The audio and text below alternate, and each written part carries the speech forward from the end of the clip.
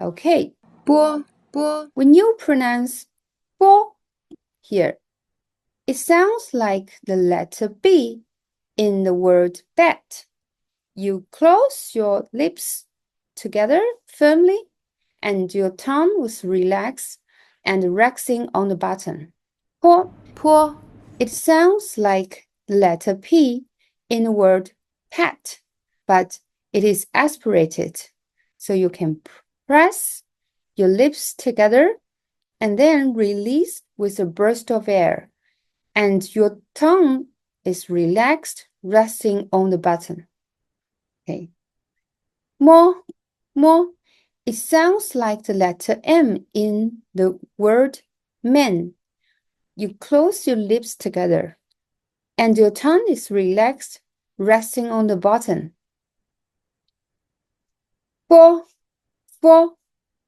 it sounds like the letter F in the word fan.